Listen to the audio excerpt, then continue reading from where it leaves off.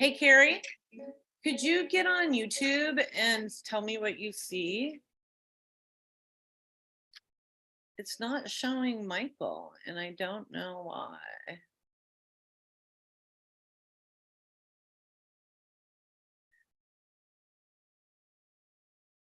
Maybe I needed my video on.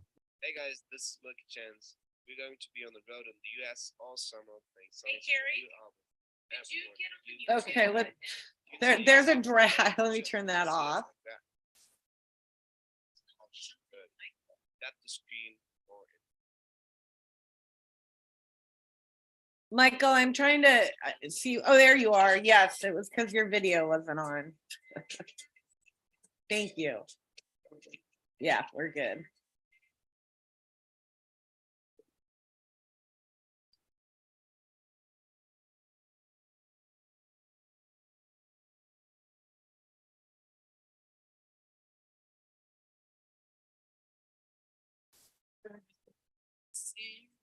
Congratulations.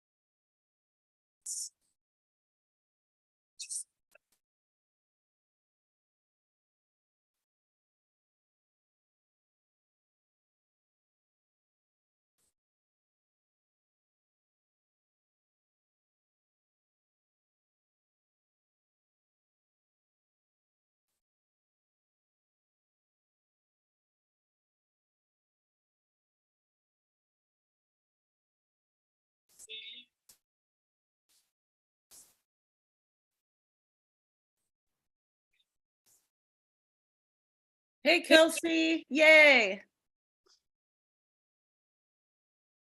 Do you want to do Jeff's part on the agenda for us? Sure. What is it? Just a canopy right update? Well, wait, let me look. Maybe it won't work. Let me see how I worded it. But I'll make it work is what I'll do. Yeah, I mean, it's not a canopy, right? No, it's not about, we're not talking about our business. This is about focusing on the pieces that work. Our intention is to have people walk away really understanding what makes the auction unique, what gives it the ability to protect and authenticate and validate. And so I think what would be a really good angle, how I had Jeff talking it, let me see, what did I title it as? Licensing deals and pathways to protect. So let's not talk about licensing deals necessarily, but you could talk about, you know, contracts, like how, you know, it's really easy to do a licensing deal, but I would focus more on the blockchain and our unique protection aspects. And it's 3 to 5 minutes, or I mean 5 to 10 minutes. So, you know, or it could be 2 minutes. It's whatever you feel comfortable with. All right. Hey, Kev. Yay, Lily. Thank you for joining us, you guys. Good morning, everybody. How is everybody? Hey, Kels. Good. Beautiful day out. Yeah, it is. You guys, I put the link to the YouTube in the chat. If you guys could all share that on your social media, so more people will view us from the YouTube channel. And then Kelsey, if you wouldn't mind, not when you're speaking, I'll do it, but watching the chat in the YouTube channel, it's really distracting. So don't watch the video because it's off time. But if you wouldn't mind watching the chat and kind of let us know if there's like we do on our lives together, you know, since we're kind of already used to doing that, that would be amazing.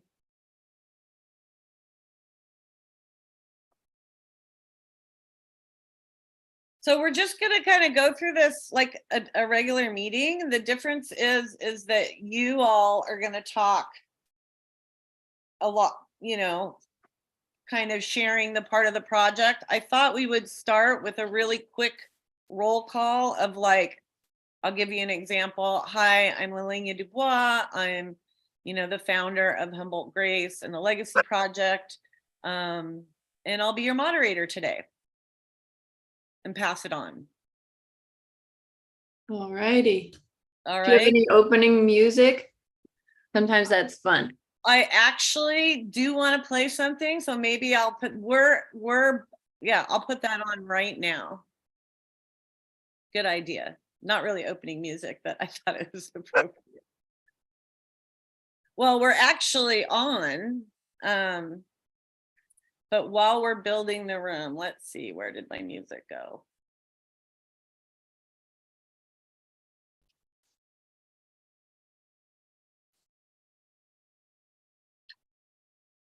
Let's put my Pandora on.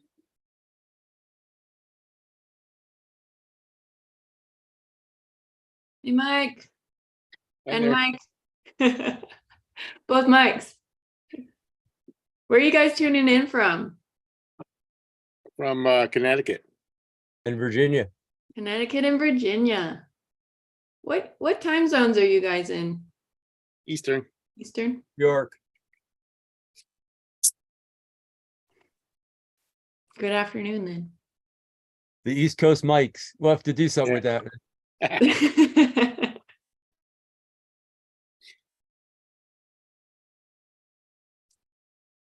long are you allowed to? What, 30 minutes?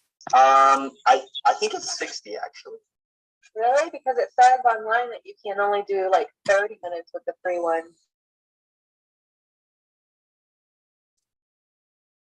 Is that someone else or is that my? Hey, Anthony, Mike. All right, I'm just trying to get the link out and figure out where the rest of our folks are, but we are live, just so you all know, on YouTube right now. And I've shared it on LinkedIn as well as Facebook. So we're going to feel like we're just in a regular meeting for ourselves, except for, you know, we've kind of lined it out so more people will be talking about things. But we did have quite a few people on LinkedIn look like they're going to participate on YouTube. And after this, we'll know all that. And Kelsey is going to watch the YouTube chat for us. So if questions come in, we can respond to them. And then Sam is going to come in today from the Grow Off and talk about how we are partnering with the Grow Off to get the skunk out. But really today's, let me let everybody in. The point of today's meeting is this is, you know, we've talked about as a group having a public town hall meeting so more people know what we're doing. Hey, Josh, Marty, Daniel, thanks for joining, you guys. Hey, thanks for having us. And so this is really like our normal meeting structure that we do on a daily basis, but what we're doing is we're really dialing down on what we've been doing and where we're going. So if we could start like we do every Friday at 11 and do a brief introduction of who we are, where we're at, and what we're about, and I'll start to set the tone. My name is Lelania Dubois, and I am the founder of Humboldt Grace and of the Legacy Project. I'm also the Chief Community Officer of Canopy Right, a new app that's out that protects genetics. Michael, since you were on next, you want to give a brief intro? You got to go Michael 1 or Michael 2, I guess. I am Mike Krawitz. I'm Executive Director of Veterans for Medical Cannabis Access, longtime cannabis advocate and a patient advocate in the cannabis space. I'm the guy that was responsible for the VA medical marijuana policy. But today I'll be talking mostly about auctions. And you'll know why when I talk. Thanks, Michael. Kelsey? All right. I am the Chief Operating Officer at Canopy Right and also the designer of the user interface for Canopy Right. And we'll talk about that a little bit later. Our founder, Jeff, couldn't make it, so I'll be kind of explaining how the contracts process works for your cultivars on Canopy Right a little bit later. She's also going to briefly go into how the blockchain works and how we protect your guys' genetics, which I think is really exciting. Kevin. Hi, I'm Kevin Jodry, career cultivator. I'm a volunteer on the Humboldt Grace Legacy Project to just maybe add some value to helping people better monetize their collections and bring some attention to the world of craft cannabis and legacy genetics. Thanks, Kev. Kevin is also, for those that are tuning in or watch this later, Kevin has volunteered to host a show that will be rolling out at the beginning of June, where he will be interviewing different experts across the globe, as well as a lot of the folks and breeders involved in this project. Welcome, Mike. Hi, Mike Catalano from Medicinal Genomics. We make tests that test for the safety of the plant and for pathogens against the people and the plant to help growers grow their varieties clean and pure. And I head up our genomics business, so we spend a lot of time studying this wonderful plant and helping folks understand what they have for their plants. Thanks, Mike. I'm excited. Mike is going to dive in a little bit of how they've helped show that we do have some really unique things up here in the Emerald Triangle and through legacy collections. And I look forward to all of you that are watching hear more of that. Anthony, welcome. Hey folks, happy to be here with you. Hey everybody, hopefully paying some of you a visit soon. We're working on our next brand that's coming to market. So we build CPG level brands, and we license that IP to operators throughout the United States. And I'm happy to be here to support the Humboldt Legacy Project and all of you. Nice to see you. Thank you. Thanks, Michael. Hey, Carrie, welcome. You want to give yourself a brief introduction and your role? Sure. Hi, everyone. I'm Carrie. I founded a company called the Central Wellness and Fractal Health, and I work in the cannabis space. I develop nano emulsions and do formulation. Thanks. Carrie's also the treasurer of Humboldt Grace. She helps a lot, you guys, behind the scenes. Hey, Sandra. Let me get it off mute. Hey, everybody. I'm Sandra Castaneda-Lepp. Basically, I've been growing since the 80s. I'm California's first caregiver to be acquitted of cultivation in 1997. And basically have done a lot of corporate work and technical work in my life. Finally did get disabled through colon reconstruction surgery, became a patient, realized the value of cannabis, and have made this my life basically ever since. I'm here to hold up patients' rights and speak up for patients. Also the wife and caregiver of the legendary O.G. Eddie Lepp. Thanks, Sandra. You guys, I want to record this in case anything goes wrong with the YouTube connection. So just hang on 1 second. There we go. All right, Daniel, you want to introduce yourself real quick? There you are. I'm Daniel Hendricks. I'm driving. I am one of the co-founders of Hendricks Farms. We're a cannabis nursery, so we breed, discover, and preserve powerfully endemic genetics that we discover here in Humboldt County and try to deliver that commercial product to nurseries to make the supply chain work. I'll be talking about cannabis genetics and cannabis.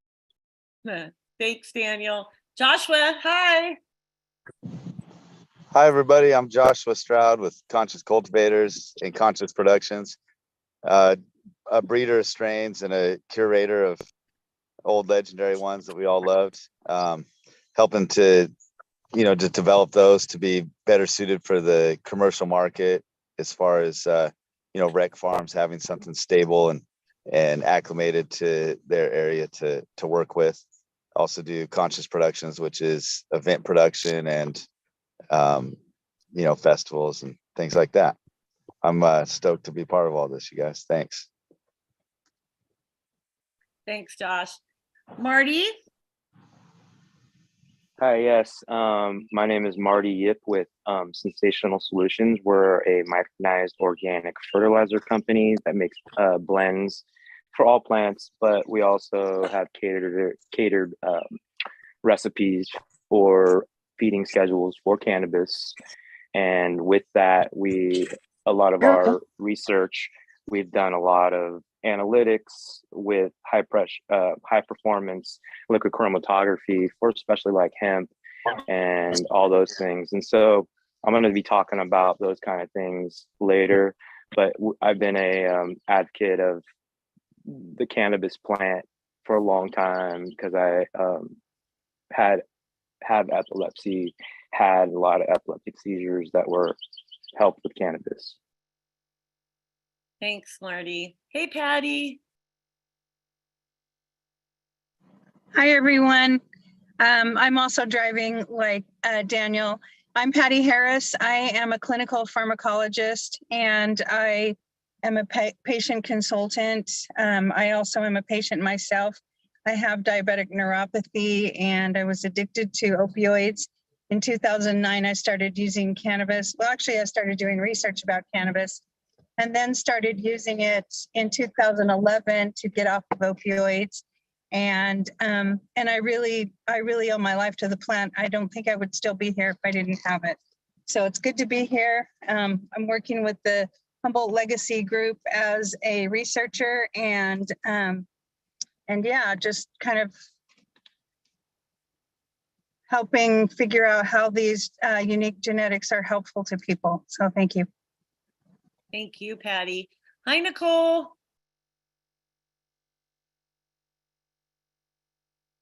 Nix, is that not Nicole? Maybe they can't hear me. Rob, is that you? No, Yeah, I'm this would be sorry. It Rob. is Nicole. Yep. Nick. Oh, sorry. Go ahead, Nicole. Rob's patient. I'm just here enjoying all the talks. I am a small farmer out of Mendocino. We are, doing our electroculture this year, and I can't wait to show some studies on that and just be a part of this project. We're organic farmers, living the off-grid lifestyle and just trying to navigate this crazy compliancy game, and but also trying to highlight our genetics of the Champ OG that we've put into Canopy Right, and just really flow behind the whole community of cannabis working together to try to get the medicine out to the people from the Emerald Triangle. Right on. Thanks for having us here. And where can people find your stuff? Oh, sorry, you guys. Emerald City. Can you let people know the name of your farm so they can look for your stuff? Yes, we are Emerald City Farms. We do have a .com. It's kind of under construction, but we are out here in Mendocino, and we are just getting online. We'll be in Country Club dispensary by the end of the month. So it's exciting for us to finally have products that everyone can try. Nice. Congratulations. Thank you. Rob, good morning. Good morning. How's it going? So my name's Rob Golightly. I've been an operator for 30 years in California. I collected signatures for before Proposition 215, 2 years before it, and working with Jack Herrera, and then moved to Humboldt in 1995, and have been working with over-the-counter sales since 2006 with legal dispensaries throughout California. Well, it started in San Francisco, but then dedicated in Los Angeles, and helped launch a lot of the original pre-ICO collectives in Los Angeles, whereas one of my old friends still owns one from 12 years now, which is a self-funded one. I was one of the first 100 licenses in the state of California for a small farm. And then at the same point, after we got licensed, we started doing self-distribution. And so we closed, but we had a distribution company for about 3.5 years. And I'm still doing distribution, and my farm had to shut down, but I work on a little bit bigger farm. I just started managing like a half-acre farm this year. And so, yeah, that's pretty much what I do in the industry is farm and distribution. Right on. And I've been working with Canopy Right and brought in, I guess, a few different farms. I brought in a nursery and some people that are already in the metric system that have self-made genetics and super unique genetics that nobody else has. Right on. Thank you. And thank you to all of you that are tuning in to this project. I will just dive in. The rules of the game are love and grace. We all come to this table with respect and consideration for each other. You might see some folks that jump in because you don't have to show up on time to participate. You just got to show up. You don't have to show up every Friday to participate. You just got to show up sometimes and be interested. If you'd like to participate in these meetings, we do have them almost every Friday. We've been having them for about the past 2.5 years. And the purpose for us has really been get together to figure out ways that we could protect, authenticate, and value the cultivars that we have seen move through our communities and communities across the world for generations. And the end game is to host an auction. And we've been working for 2 years to find a pathway to actually have that auction. And we're now sitting at a place where we're ready to start building the auction next spring. And we wanted to make sure that all of you out there understood what we were doing and had the opportunity to get engaged. And so today you're seeing some of the members. We have a group of about 126 people from across the globe. And today you're going to see some of our really strong players. People have put a lot of time into this project, share with you different pieces in hopes that you'll walk away at the end of this meeting understanding a little bit more about what we've been doing and what we're going to do next. So I'm Lelania. I grew up in the Emerald Triangle. Everyone calls me Lele. And I'm also a patient. I have a spinal cord injury, and have always seen as a cultivator the importance of the cultivar. I was an indoor vertical cultivator as well as with my spinal cord injury, and I really needed to have medicine that worked, and I really needed genetics with certain structures. As legalization progressed, we as a community saw things weren't really working out for our small farmer, really the traditional farmer that built these cultures in the Emerald Triangle and other legacy regions across the globe, and wanted to find a pathway to educate what all of us in this group already knew, that these cultivars had really unique properties and that we were not really valuing the plant out there just by its weight and its smell, that there were so many other values that we needed to share. We decided to do what was really hard for our culture, which was step out and integrate with big science and big business and all the big technology. And as you see, many have come to the table to help us because they also were seeing the value and the lack of diversity and the value of so many cultivars out there, meaning the lack of the diversity in the legal market. So today we're going to walk through these steps. You may ask any questions on the YouTube chat. Kelsey's going to be monitoring the chat for us, so we would love to engage with you. We can't see you, but Kelsey's keeping an eye on it, so we're going to do our best to keep up. And I'm just going to give you a brief overview. And I talk too much on these calls anyways, and let the team tell you what's going on. Like I said, we're building towards an auction. We have discovered some really fun, unique properties and a couple different cultivars within the group. And now are going to put those on the auction block, not because any of us are here to make a bunch of money out of this project, but because we're here, we want to teach the world really how to look at these plants differently, how to build their products differently, how to choose their crops differently, and that maybe there's a different marketplace for these really unique and exotic farmers out there that isn't so much about selling how much flower they can grow, but the quality of the cultivars that they're creating. So with that being said, I'd like to pull up Joshua Stroud to this screen, and he's going to kind of tell you from someone who has a vast collection of legacy genetics and is a legacy operator who's been coming out of the closet, a little bit about his journey around this. Josh. Oh no, did we literally just lose him?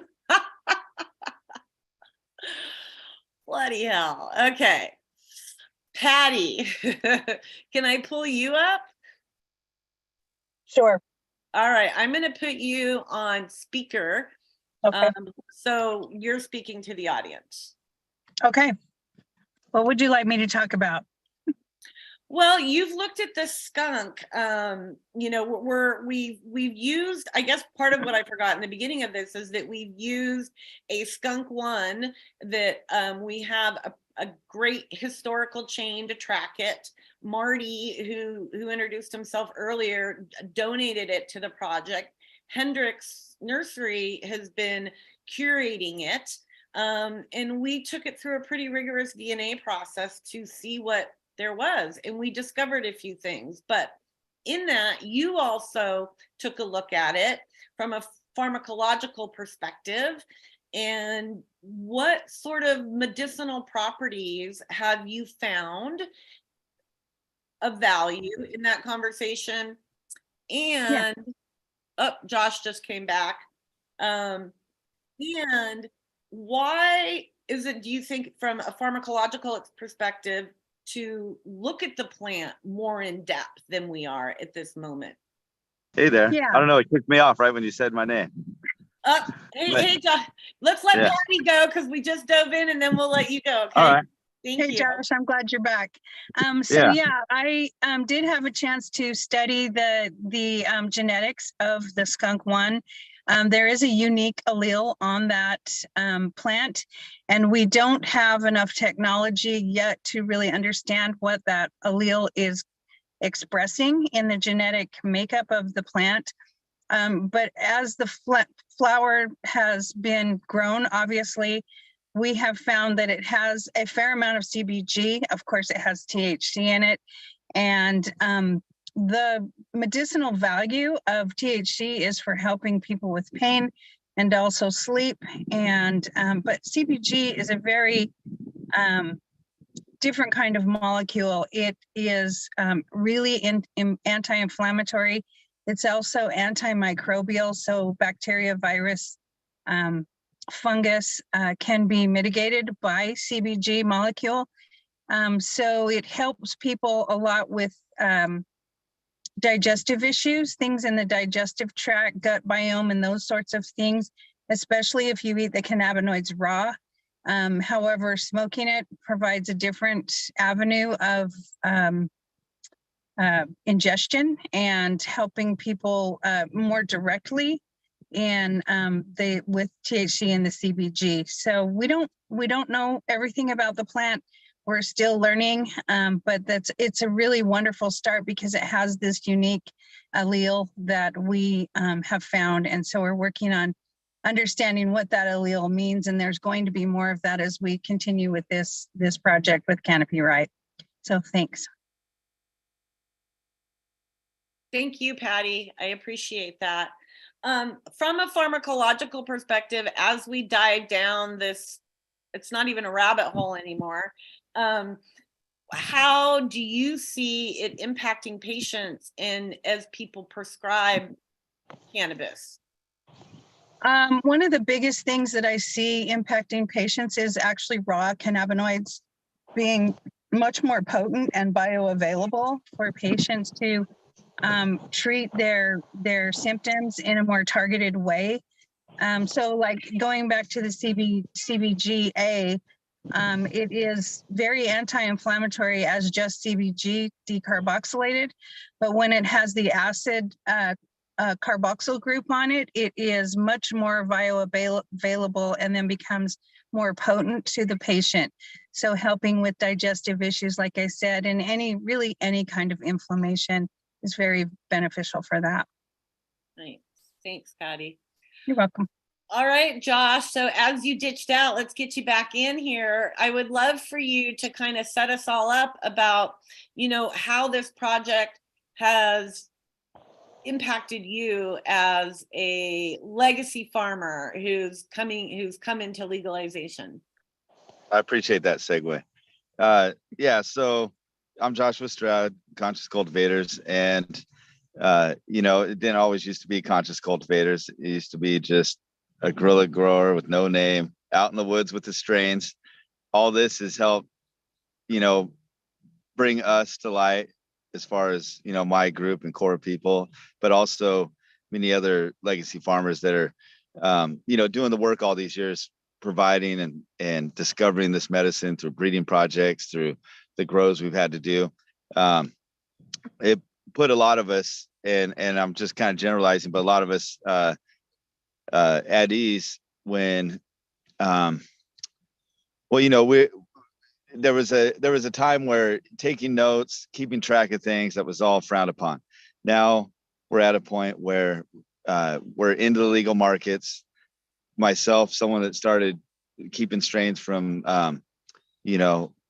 around the 2001 turn of the century, I guess, and discovering something that worked really well for my mom as medicine, and then losing it that year because we weren't cloning, weren't really breeding, and not able to find it again. It was pretty much at that point that I realized I needed to start doing what I can to preserve these, because there was a lull in providing what mom needed to just have a good way of life. Once I got involved with Lele here in the Humboldt Grace Legacy Project, it helped me to be at ease to know that I could put my data and my strains out there in the world, knowing that one, there's people that were like-minded with me, and also seeing what, seeing what we could do with it in a broader light. I had some bad experiences in the past giving, right when legalization was starting, giving some strains to people that ended up being associated with corporations and taking advantage of the situation. From just even misusing a strain and its purpose, that we've discovered, to people renaming and relabeling strains. Once Canopy Right was put before us, we realized that we could now help, like, we're preserving these genetics, but now we can put them out into the world and also preserve our work into it, and also keep the keep the genetic material, but also keep that namesake, keep our hard work and efforts recognized and noticed. With Canopy Right, we were able to start entering our strains to register them, and now we're at a point where we can just push this out there to all these different companies, not worry about things being misused, mislabeled. A lot of people might not understand this. I think further into this conversation today, with everyone else's input, we'll see how that does matter. There's a lot of strains being lost these days due to low THC scores that are really highly potent medicine. And, with the mislabeling, misuse of genetic material, being the strain or the plant, the mother plant, whatever, we're going to have this point where we have all this high THC herb, but not as much of the variety of genetics that we used to have. Even now that we're seeing other countries legalize, Morocco, Thailand, and stuff like that, they're getting this influx of California, West Coast genetics, and a lot of these land race legacy strains are disappearing through everything the Humboldt Grace Legacy Project, Canopy Right's doing, helping us DNA sequence through medicinal genomics and registering things on there. We're able to just go forward without any worry of being taken advantage of. And so that's bringing more to light and putting a focus on more of the medicine of the plant, and not just the strive for a THC score, or like what a lot of these big corporations like Curaleaf, TrueLeaf, cookies and stuff are going about for just commercial reasons. I'm not sure how much time I got, right? So I could elaborate so much on this.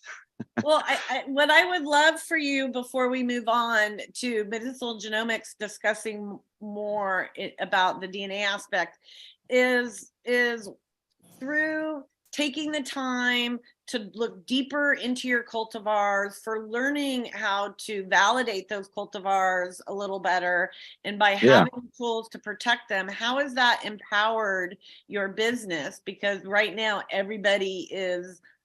the market is tough. How have these tools helped you in this tough market?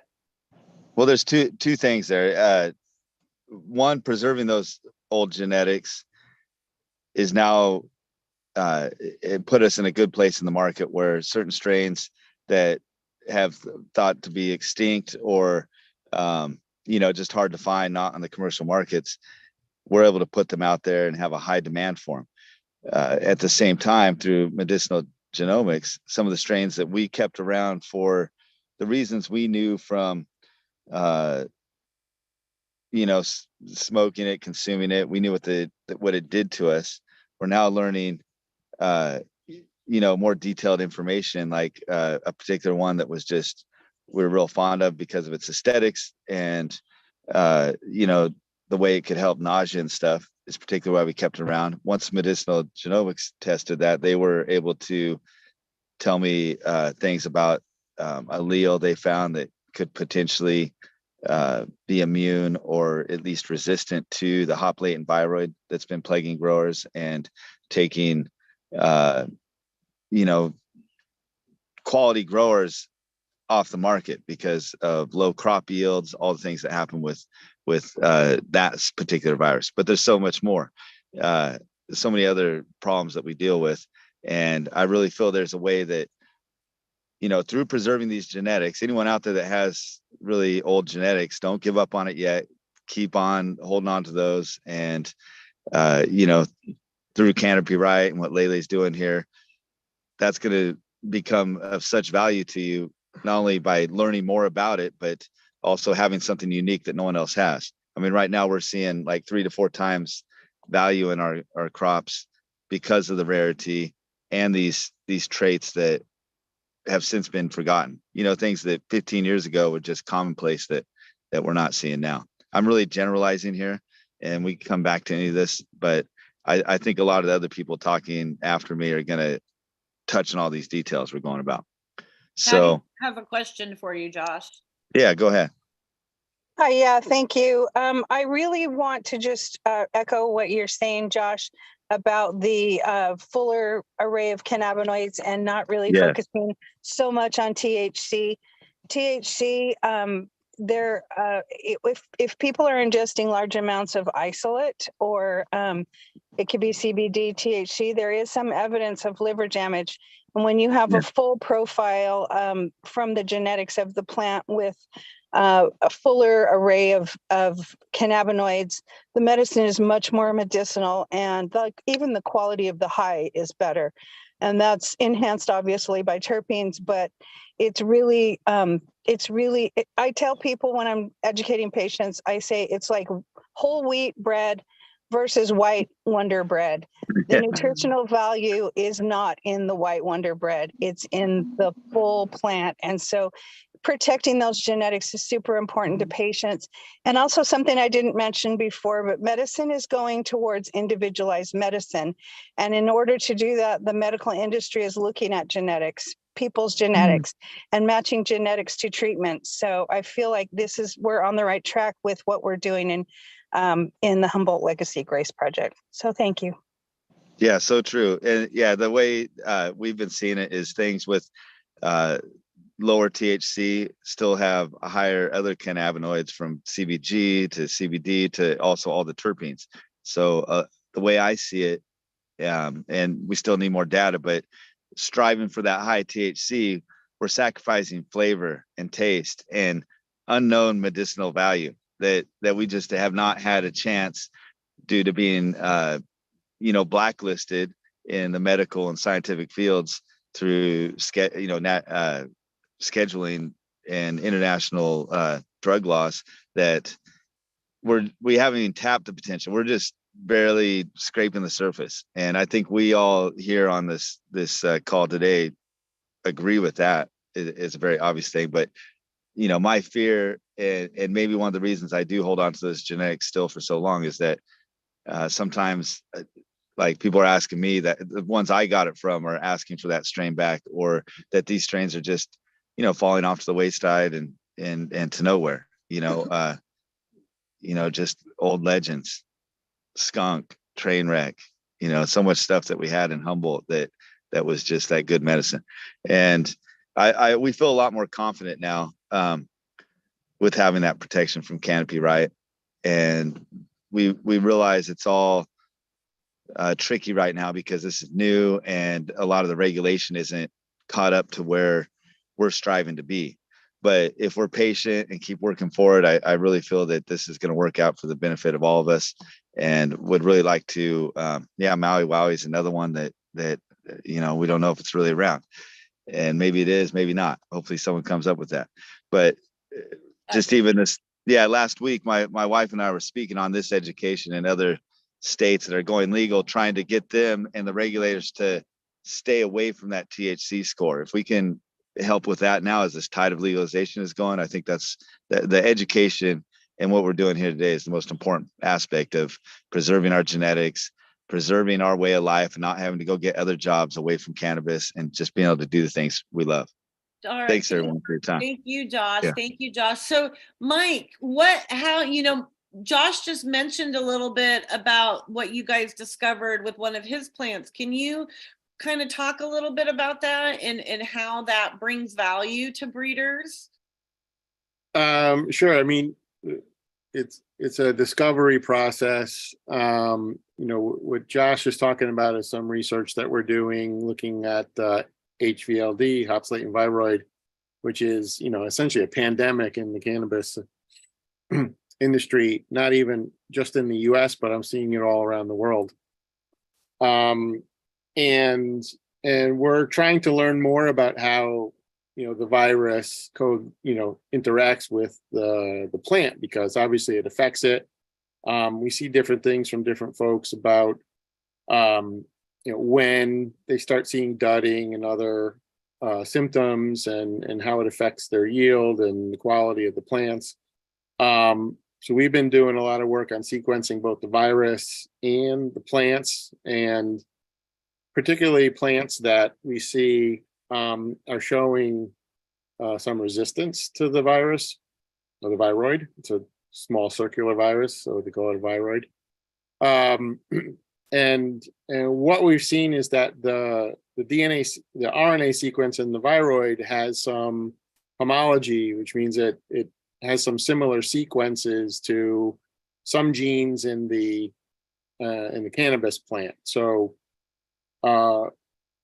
current hypothesis is that those little pieces of viral RNA stick to the DNA in the plant and essentially act as a blocker, an interference for those genes to be able to perform their function. And this is where you get to see the effect in the plant. We also kind of look to the hops industry as well, and that's where the viroid comes from. So, and it seems to be that that has not been eradicated from hops, but the plants have evolved to essentially tolerate and coexist with the viroid.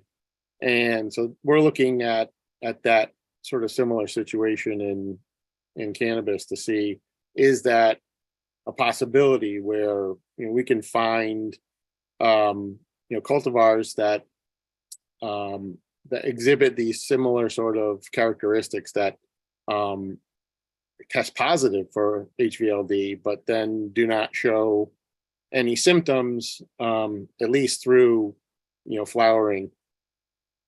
So that's part of what we're looking at in terms of how do we kind of harness the power of genomics to help the industry. One of the things that keeps coming up around this project is the different types of DNA testing out there, and through the really extensive testing, we've found in two different plants, two unique alleles, or two alleles that have positive or whatever impact the plant. What do you see like in the future around, like, for farmers and breeders out there? I mean, is there value in this? Does this help them feed their kids more? Do you, and then to piggyback on that, as we dig into this, are these going to be the only unique alleles we find from what you guys look at? Because you look at so many. Yes, I mean, so what we've been doing for this project is whole genome sequencing. So we're actually sequencing the entire genome of the plant rather than just looking at, a handful of specific locations. You don't, in order to just sort of determine that one plant is different from another, you don't really need that many, locations. You can do that with a relatively small number of sites to just confirm that one plant is different from another. But when you look at whole genome sequencing, you've got all the information there, so it allows you to essentially mine that at some point in the future. Because one of the things for sure about cannabis is that we are only scratching the surface on researching this plant and what it can do and how it works, even though it's been around for a long time and been in use, and we have a lot of sort of common sense knowledge about it from experiential use. It's relatively new in the whole game of actually being studied scientifically. There's a lot of great work going on around the world to that extent. So for us, having more information is usually better, because then it allows you to be able to go back at some point in the future and say, oh, this particular set of genes, we believe now plays a role in some certain function in the plant, or some characteristic that we find desirable, or some trait that we like to look at in the plant. And then you can go back and study that amongst others. Usually with genomic research, it takes a lot of data to kind of tease out the signal from the noise. And part of the game is understanding that across a lot of different plants, and then being able to kind of correlate that information that you have with a particular allele or some other genomic feature in the plant to kind of correlate that to specific traits or phenotypes. Thanks, Mike, and thank you for what you guys have been doing with the group. Anyone who's a part of the group, these tests can be incredibly expensive, and most of these communities, I know our community here in the Emerald Triangle, are really suffering, and so those breeders who are participating in the project are allowed to do those tests at, what is it, like an 80% discount, which has been quite generous. Thank you so much. All right, Kevin, are you still with us? There you are, Gangier Zero. Oh, you're on mute. I'm just hanging out with my son. Right on. I was hoping that you would be able to kind of share with folks that are checking in today a little bit, like, what is the value of understanding these things, and what is, you've been traveling a lot lately, and what is the international market when we're talking about unique and special cultivars look like for folks? Well, I mean, the value of being able to understand the plant better and put it into a protected mechanism for usage. To me, it's not just, salvation for those that have been in this for a long time, but it's also an ability to encourage new people to come in, because if you can be compensated for your work, more than likely you'll find it a different route. It goes from hobby to career. And for me, what I want to see is the new people coming into cannabis, coming in with their levels of creativity that they bring that we just don't have right now. Every generation improves and detracts from the one prior or post. But how do you get engagement? Is there has to be a way to compensate. And so for me, so much of this is being able to start to open up the hidden world inside the chromosome. What's inside cannabis itself? What are these molecular compounds that we work with? And all of a sudden it starts to key curiosity for people, and it starts to drive innovation. And so to me, so much of it is, how do we maintain the differentiation in an industry that's being consolidated? And so the consolidation part has benefits as well, because it means that the things that we create, or the things that we've owned and held, that we can now look at, identify value, quantify worth, put into a protected mechanism for trade or for usage, they're the clients. And so you have to have big if you want to sell anything, and you have to have small so that you have diversity in the fact that there's 8 billion people on earth. And so no one entity is going to create all things to satisfy. So to me, the ability to look at the plant in a much more complex fashion starts to reveal that. So, a good example is a friend of mine is a very good breeder, but his entire career was spent in the direction of pain management, because when he was a boy, his uncle had cancer and was in unbelievable pain at the house. And as a boy, it impacted him so greatly that it drove him into cannabis breeding so that he could find varieties that had an ability to reduce the pain from cancer. And that polarized him in a direction. But what it means is that he seeks things that seem to work, and he has enough people that he can, recommend the choices to get feedback. Well, when we're able to take a look at the work that he did and start to identify what markers are present, then we're able to start breeding that gene into other plants that make it a little easier to grow, perhaps, or more adapted for equatorial areas, or maybe designed better for concentrate production, still retaining the qualities that made it what it was. And so for me, that's the value of this in this way of, it has this incredible ability to say, this is a plant that has 1 trillion uses. These are the things that make these things valuable. It allows us who held plants to be able to then put them forward and put them into projects, put them into play.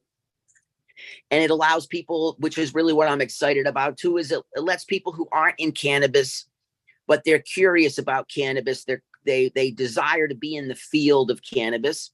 And it creates incentive because they realize if they come up with something valuable, then they perhaps can monetize that experience. And now it goes from hobby to career. The global work is interesting because, like, I was just in Jamaica over at Scott Family Farms, and he has been a breeder for probably 40 years around the world.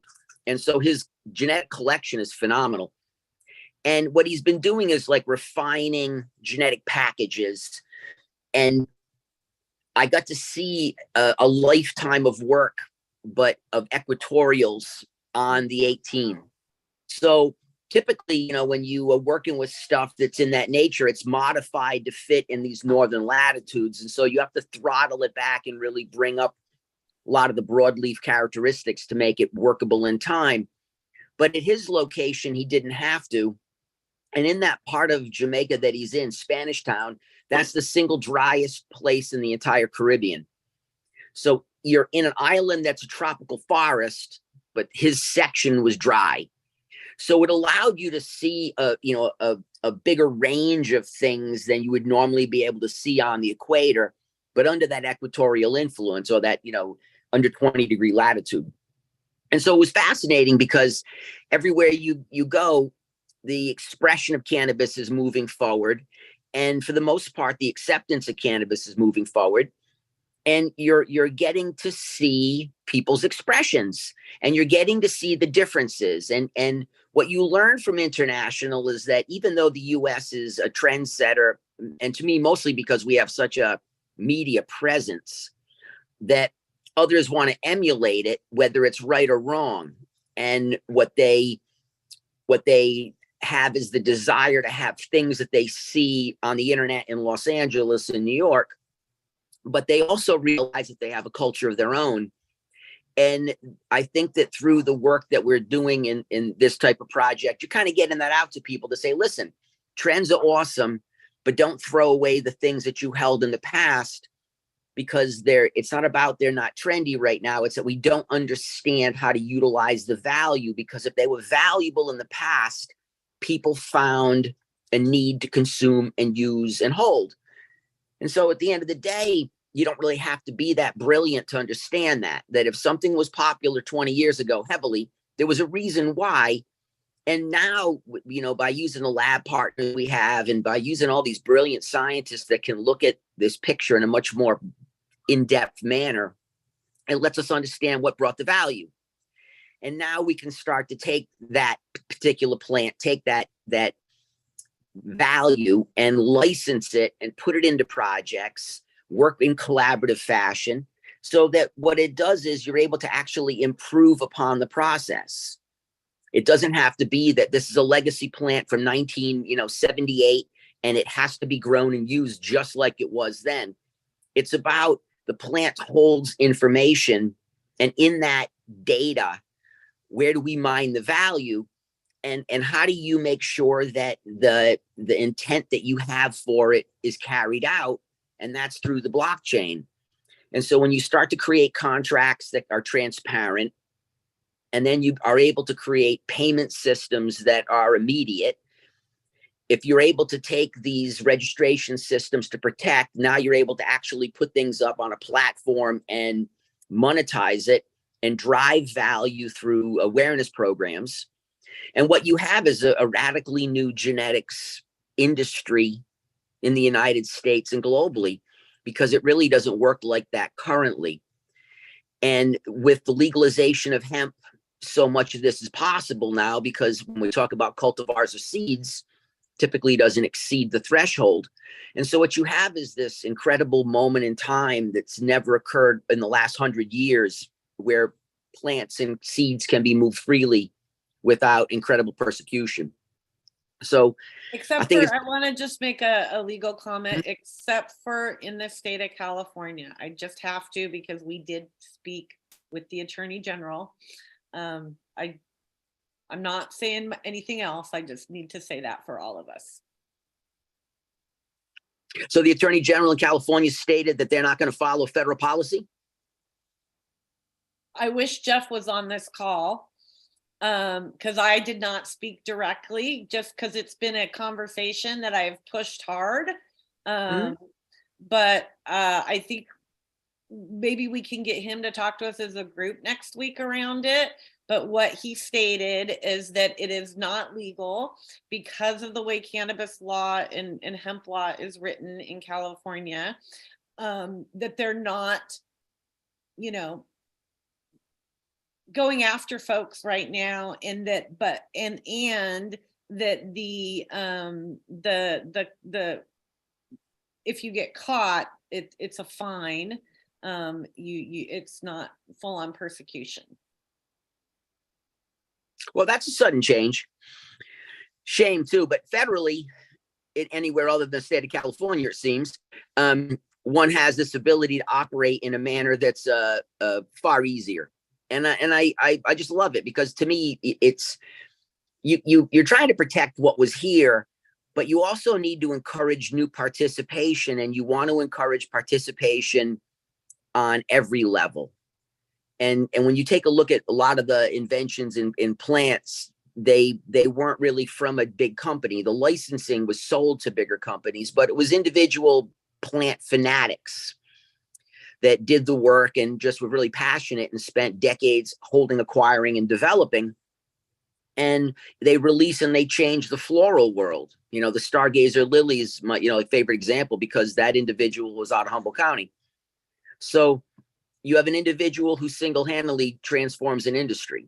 And so I don't think that that's not possible with us.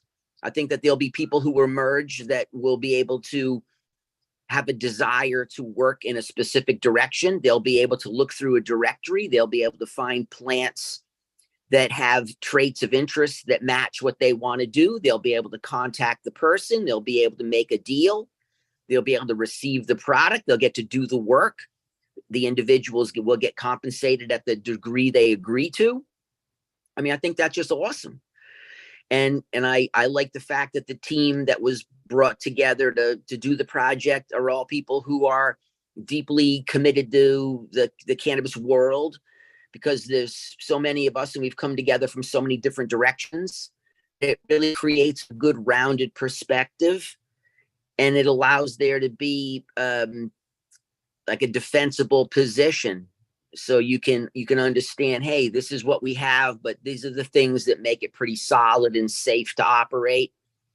And to me, for to be a volunteer, and it's just been really a great experience, because I hope to see people protected, and I hope to see new people encouraged. Thanks, Kevin. So Daniel, I see you're on the phone. And Sam came in. I think we're going to have to take this in a different direction so we can actually take care of business with Sam. And then we'll get Daniel and Marty on and follow through on the rest of the conversation. But Sam, you guys, I haven't had the opportunity to talk to all of you, but one of the hurdles in with working with this skunk one is how are we going to get it out to farms to actually like get some information back on it, so we have the data that we need to show the value of it in the auction that we're talking about. And Sam has generously said, well, maybe we can do a skunk grow off. So I just wanted her to come on so we could all as a group kind of talk about that. And the idea is, and correct me if I'm wrong, Sam, is that right now Hendrix is cutting clones and we will do a pickup at Satori Wellness. It's not going to be a huge all over the place grow off, just one because of bandwidth. We got to bring the budget to the bandwidth and all of that. But we are going to do it so at least folks within the Emerald Triangle. And I'm also going to have the ability to transport them through Hendrix. If someone is in Trinity County or in Mendo or wherever, within reason that I can drive to that can't make it to Satori, I would absolutely be more than happy to get that to you. But Sam, maybe you can dive in a little bit more about what all this means and what you guys do for all of us. Sure. Can you all hear and see me? Perfect. Thanks, Lele. And gosh, Daniel, good to see you. And Uncle Kev, it's been too long. What a cool group. So I'm super excited about the project and it sounds right up our alley. I mean, we've been doing this since 2016. Where clones are taken from the same mom.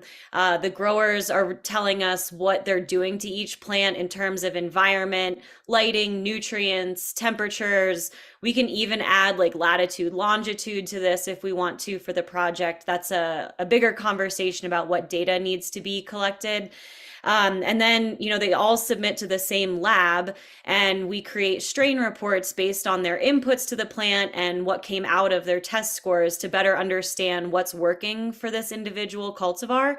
So that's what we've been doing for 7 years. It sounds like that's what the project goal is. So we're happy to just kind of plug this into our existing systems and provide resources and let our farmers know that want to do this. In terms of California, I have over 100 signed up at this point. So we have a good group of folks that we can start marketing this to.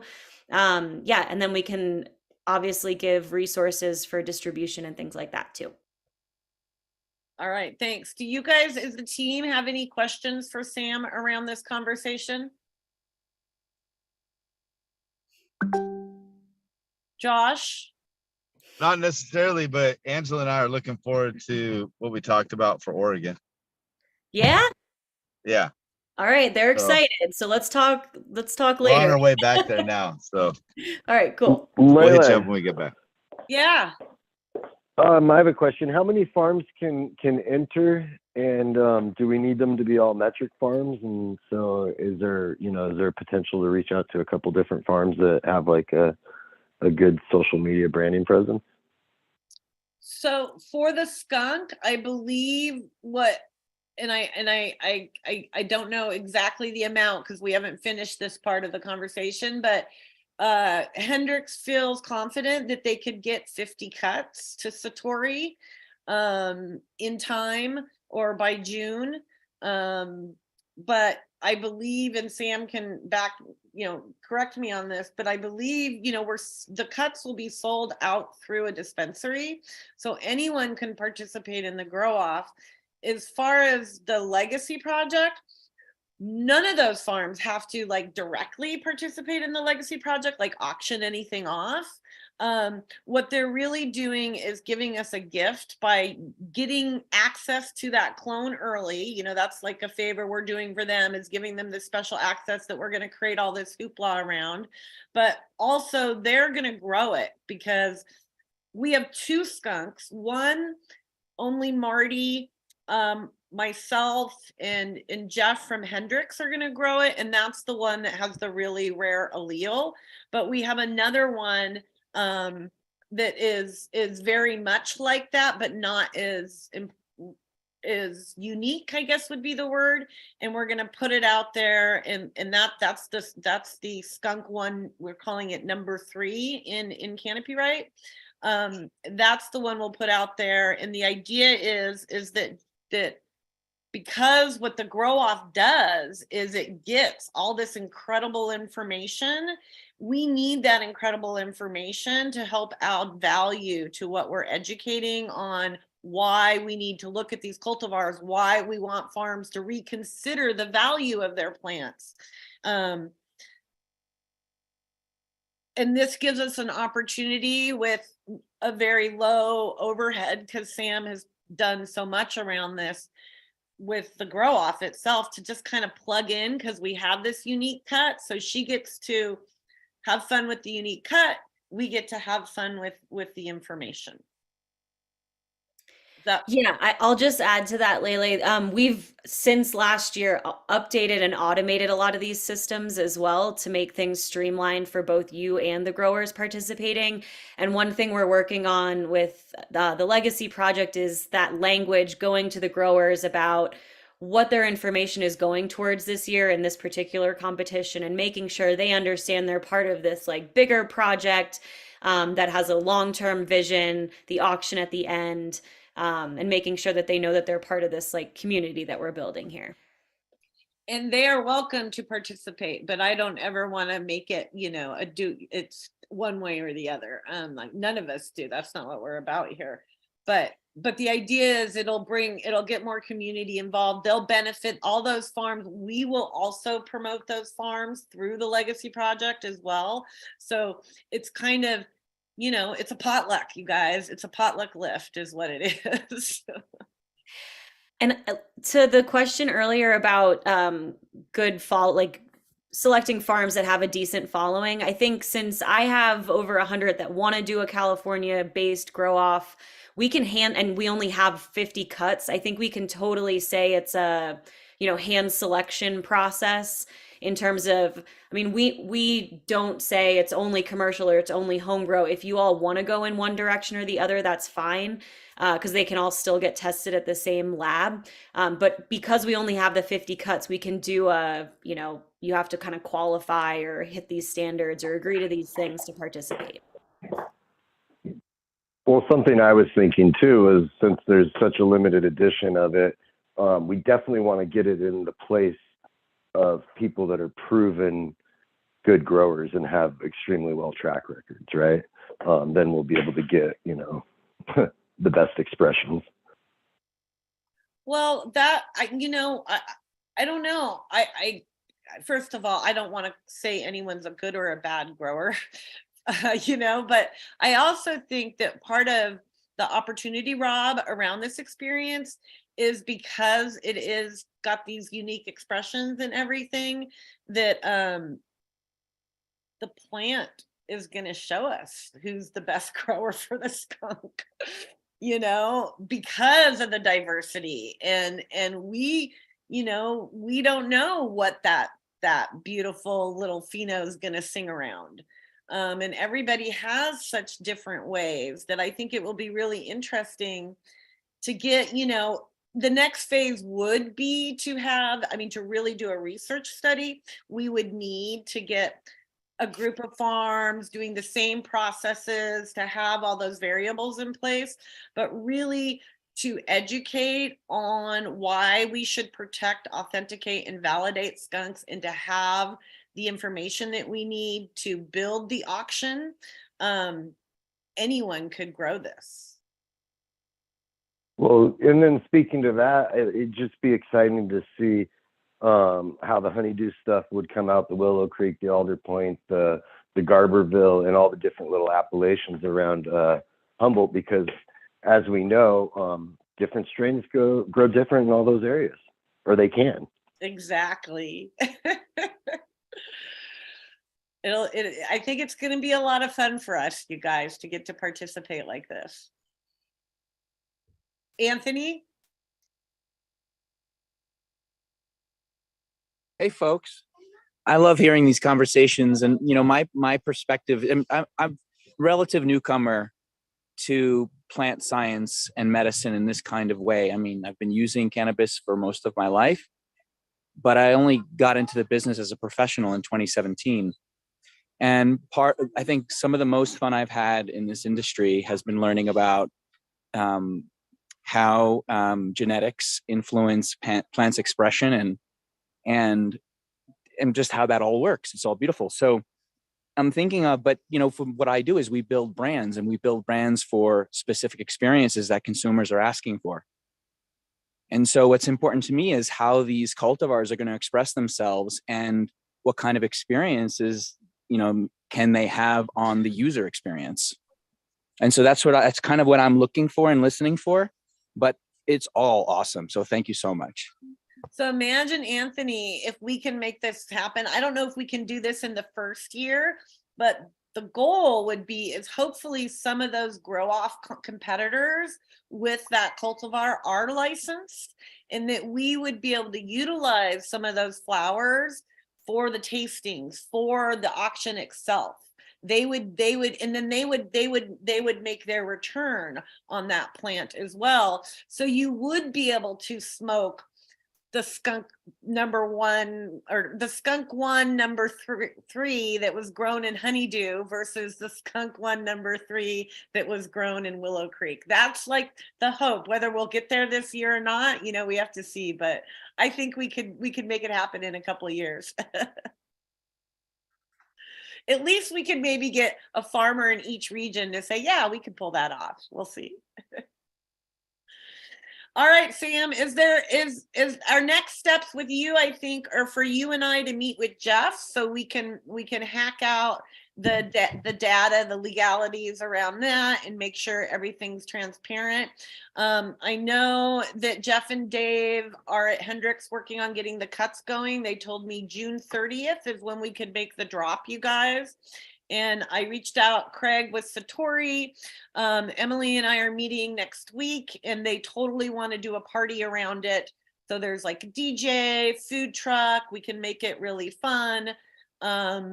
And that's going to be June 30th. So if you could like tentatively mark your calendars for June 30th. And like Sandra, if you want to come up, Carrie and I would love to have you crash on the couch. People can we got a backyard you could camp in. But it'd be really fun to have all of you in the area for that. Hey, I might even fly in for that. Oh, that would be awesome, girl. That would be great. All right. Well, let's keep moving on. I want to get to the end of our agenda before 12:30 if we can. Daniel, I would love it if you could jump in, if you're able to, and talk a little bit about what the genetics game is like in the California market, and a little around how this concept, the licensing deals and valuing the plant a little differently, have impacted what you've been doing as well, because you've experienced some of these things, and just kind of share with folks the possibilities in California. Yeah, thanks for having me here. I just want to take a minute and kind of show where I am here at the Crisp Lounge. This is Dean Crisp and Amanda Crisp. It's a consumption lounge, so Ganja Sports Bar. So I get to take my meeting here and smoke pot in Eureka. So I just wanted to take a moment because it's something I've never really been able to enjoy before. I would like to say, Daniel, I went and it's amazing. We missed you by minutes, but it really, you guys, if you haven't gone yet, it really is like a sports bar, and it's actually one of the most hangout like a place you want to hang out consumption lounge that I've experienced. And I've experienced a few, not just in California, but in Colorado as well. And you can really hang out there. You can have a meeting and it was incredible, Daniel. Great job.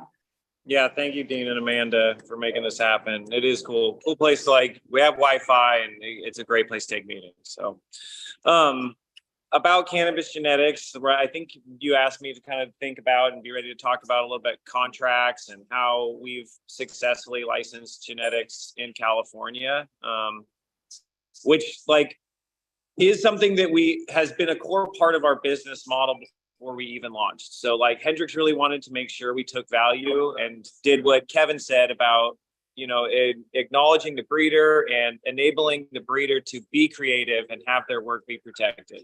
Because in some ways it takes a life's work to preserve, discover, and make available something that's truly unique that can impact like the entire globe. And cannabis as a whole can, and each one of these different cultivars is like truly unique. We don't know anything about the value of a lot of them yet. So sometimes it takes that pure primal recognition of saying this is special. We don't know what about it is yet from a scientific level, but we know how it makes us feel. So, Hendrix launched in 2000. We formed in 2016 legally, and then launched in 2017, preserving and making these cultivars available. And Blueberry Muffin with Humboldt Seed Company was one of our first projects. We said, can we take something that's here in Humboldt County and make it available to everybody? And at the time, we had no precedent. We took an Apple contract, and Nat Pennington and Jeff and Dave and we all sat down and said, let's create a royalty program. So each time one of these clones gets cut, the breeder gets rewarded.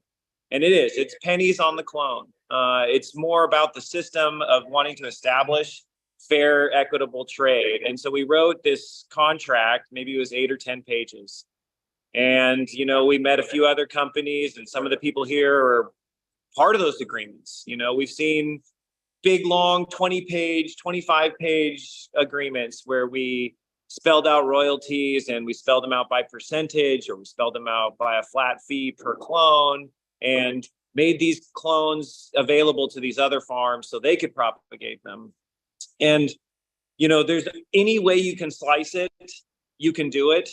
The biggest thing you want to develop is just trust, because you can have all the paper in the world, and you can have the most unique thing on the planet, and it can be the most valuable clone in the world. But if you don't believe that that person is going to honor the agreement, and you don't feel like you have good communication with them, it might not work.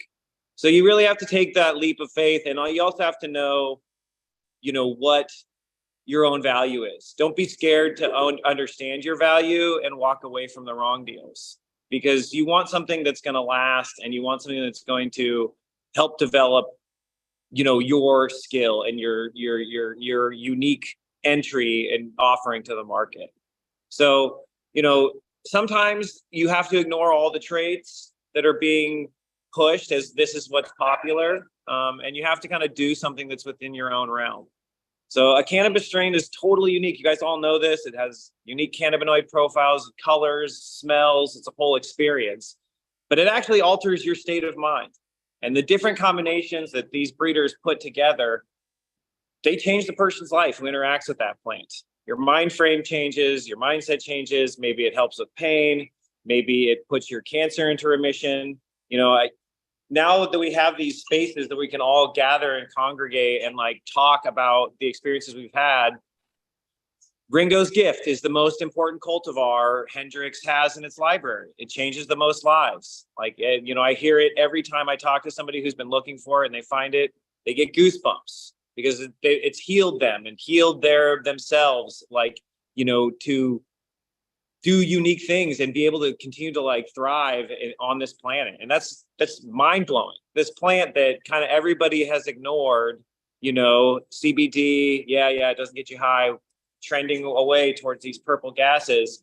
The most important cultivar we have, are the ones that we don't know yet what they do. Maybe they don't get you high, but maybe they are doing something else that's really unique. So, more important than all the contracts and all the IP is just being true to your own beliefs and creating something unique, because each little clone that you release has your imprint on it, and it's going to imprint other people. So when a songwriter writes a song and they release it, they get royalty rights, they get, ownership over that if they've done it correctly. And it takes a creative outlet in the life of hard work to make that thing possible. So, the most important thing is to be creative and be true to yourself. That being said, now that we're here with contracts and the availability, think out all the things that you're worried about. I prefer at this point that Hendrix sign 1 or 2 page agreements that are mostly based on trust when we do these genetic exchanges, because it can take hours and hours to navigate a 25-page contract and lawyer time. You can lose money doing just that, So I think keep it simple and base it on trust. It's okay to turn to the chat GPT to be your legal advice to get things started, I believe. I really believe like this is bootstrapping, and a great way to bootstrap it is using things like Canopy Right to help cement ownership and recognition of the cultivar. So I'm really excited about the skunk number 3 because it is one of those ones that you trust in it, you have a belief that something is unique, and we all gathered and started talking for months and months, years about this skunk. And then when Mike and Medicinal Genomics finally did something with it from a scientific standpoint to help take a look and validate it, we found these unique alleles. So it's right underneath our noses, these important genetics. And, if we don't preserve them now, we're going to lose them for later. So the things that are weird and different and bizarre and strange, that's often probably the most important one. So, I just encourage everybody to be part of this breeding community, and that like, if the stars align, your creation will become a pop chart sensation and change lives. Oh, thank you, Daniel. It was like we were all riding on hope. Like, we know we're going to find something special, and we didn't know if it was going to be the skunk or not, but it was the first thing that we as a collective community here looked at, and the plant gifted us with that unique magic. Jeff, are you here with us? Can you participate? Hi, I'm here. Hi.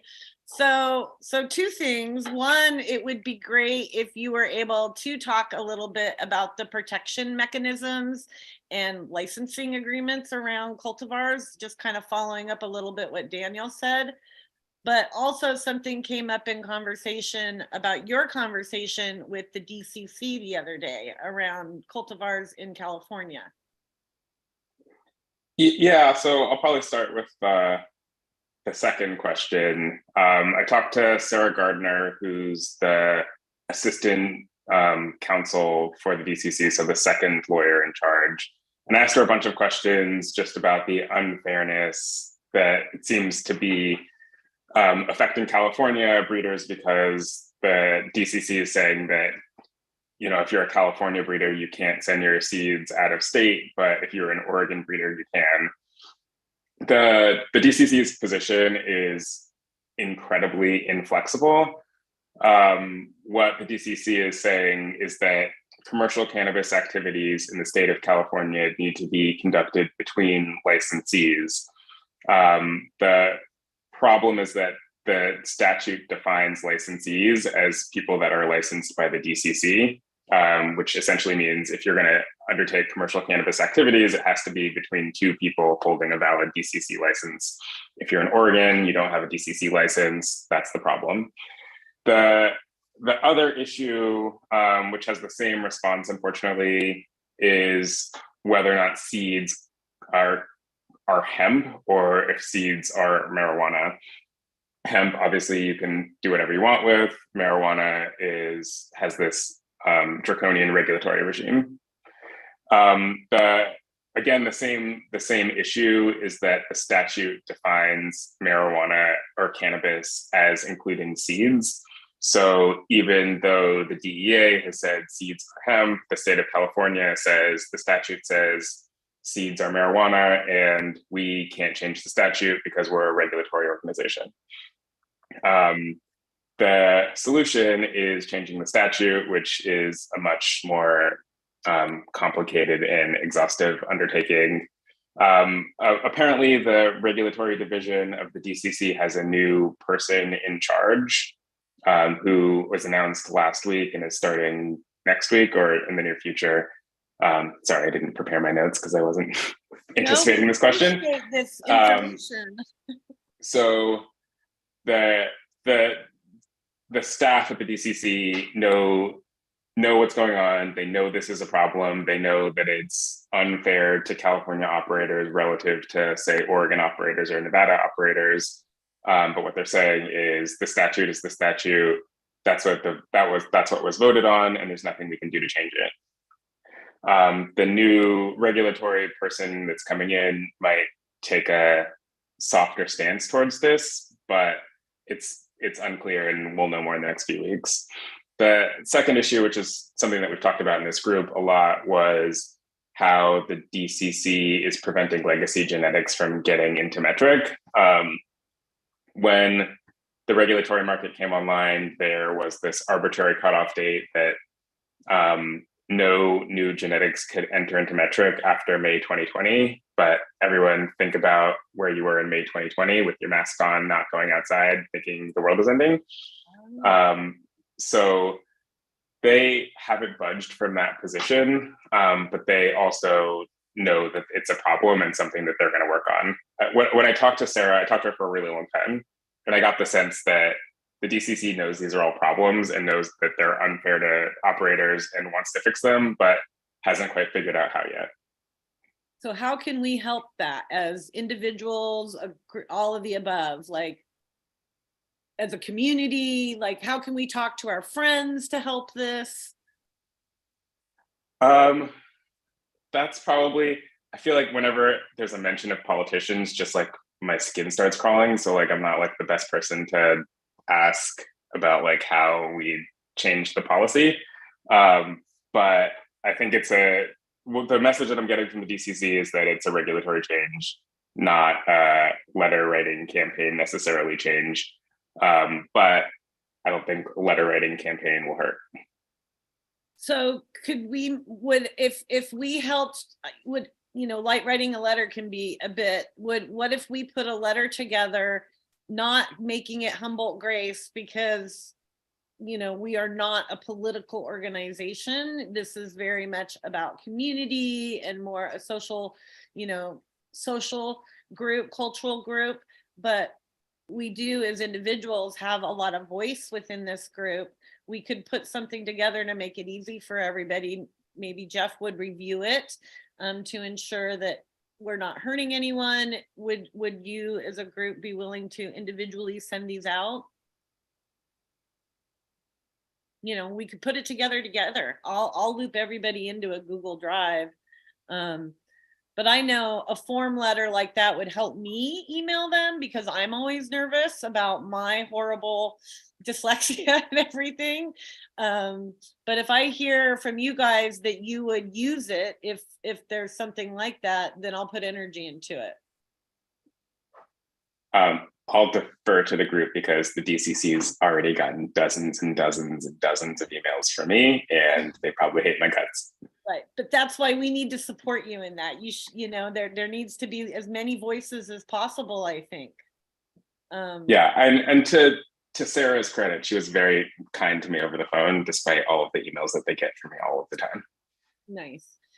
Yes, Michael. I know we're running out of time. I do want Michael and Marty to be able to speak a little bit. Michael, go ahead, and if you could just kind of thank you, Jeff. Jeff still needs to speak around like how we can protect the pathways to protection around the plant. So, I mean,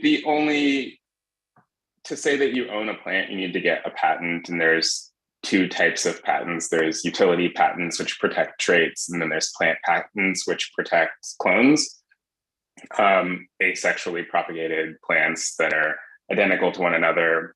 The problem with the plant patent is that it only protects that specific clone. So if you change it even 1%, your plant patent doesn't work anymore. What we are doing with Canopy Right, at least, is trying to take a different approach, which is that we're just going to rely on contract law. So you've got a willing buyer, you've got a willing seller, they write an agreement, the agreement's enforceable. And that's doesn't give you the same protection as a patent would. You can watch the movie about what Monsanto does to corn farmers and soybean farmers. I'm not knocking Monsanto. It's not what I'm trying to do at all. I'm just saying that patents give you a different degree of protection than a contract right would give you. So what we're doing is just saying, I want to grow Kelsey's Kush, so I'm going to negotiate this little agreement on my phone. It's only going to take a couple minutes, and therefore I have the right to grow Kelsey's Kush. The difference between that and a patent is if you see a third party growing Kelsey's Kush, Kelsey can't just like automatically go shut their farm down, because the remedy here is a breach of contract, which is how you do it really simply and cheaply and elegantly, but it's not a patent, and so that's different. I like this as a level of protection, and with Canopy Right, we let you take plant samples, which makes everything a lot chiller, because you have a reference plant if somebody breaches your contract. But it's also allowing you to show the existence of a particular plant at a particular time, gives you the benefit of preventing Monsanto from saying, I had this plant first, therefore you can't grow it anymore. So for no cost, what we're doing is giving people the rights to establish their prior art in their creative works. And then for a small cost, giving them the right to negotiate a licensing agreement with a buyer. And in any event, it's a small fraction of the cost of what a lawyer would be. And I know that's up my time, that my time's up, and I didn't mean for that to be an infomercial. I'm just like giving you my shtick. No, that was great, Jeff. I want to also add to that part of in the project, we needed to protect cultivars. When DNA goes out the door, it can be replicated, and Canopy Right came to the table saying, hey, I think we have a way to do this that your community can access. And that was through a unique blockchain system and evidence bag that allows you to actually keep that DNA in your own freezer. So please, if you're listening, go check it out and find out more about it. Marty, hi, thank you. Oh, wait, yep, Marty, and then Michael. Marty, if you could, I know, there's so much to share, but we are running on time and almost into time. But, you donated the skunk that we've used as our beta cultivar and so magically gifted us right off the bat to show that these things are important. It would be really great if you could share with us and anyone watching some of the techniques that you use to help curate these special things and understand where to take them next, because you're also doing some research around this conversation and discovering unique things. Yeah, okay. So started out like, well, I was always into the legacy that was already genetics that was kind of mentioned by, Josh and also Kevin talking about, with the environments in Jamaica and all the other things. And I also have like a Jamaican strain that I brought back from Jamaica, and it's interesting how you watch the genetics in the different locations grow and how they need different food. And so me being a fertilizer company and owning an HPLC, the high performance liquid chromatography, basically a light lab, it's a portable unit. I was able to see how, like, wow, inland, the drier environments with now we're going to talk about the skunk, it required a different diet versus the ones that were growing in the coastal environments here in Humboldt County, which didn't require as much nitrogen because there wasn't as much light and heat. And so then there was also being indoor. And so I thought that was really, really interesting about how this plant, or all the plants, and that's what this is going to be fun about this skunk, is that like every single environment is going to have a different requirement for this plant because it loves food. I'm giving everyone a little clue right now. It loves food. And you have to just know what the food it is by watching the plant, not so much your soil. Watch the plant, because it's going to be like, hey, I need this. And you might need to give it what it needs. And that's what I've seen through the HPLC testing with the skunk, is that it put off different cannabinoids in the different locations. And then, you know, obviously some had to go longer than the others, but I wouldn't have known that just by looks. And so the thing that's interesting about the skunk and also the alleles too, is that like the one that has the two alleles, it needs to be bred more. So there's a lot of value in that if you're a breeder. Now you won't be able to like, see that allele and what it does unless you do further testing with like, you know, DNA and HPLC or whatnot to see, you know, what's popping up. But like, so for instance, this other skunk right here, it was more for breeding. I kept it around more for the breeding because the flavor, it's not like, you know, a rock star with the looks. It is, you know, it's chunky, but it's not like whatnot. But the flavor that the other strains that I've crossed it with have brought out really, really unique flavors. And I'm just like, wow, okay, cool. So maybe this is what was the basis of like perps, or maybe this was what was the basis, you know, you think about those things. And so that's where the value within that skunk came to me, really, was that it was more of a breeding project first. I didn't really care about the analytics because it was more about like, let me find the one that has a unique flavor first and then start seeing what it does. So there's magic when it comes to like your self-intuition when it comes to plants. And this plant right here, especially when it comes to environment, you have to go with your own intuition on how it should be grown. So I mean, that's what was the uniqueness of the skunk to me. I do other projects right now, like THCV breeding, and stuff like that. And, you know, breeding, taking the seed and seeing, hey, you know, is there any levels of THCV? Is that alleles? You know, those are the things that I look for when I'm looking at this particular cultivar.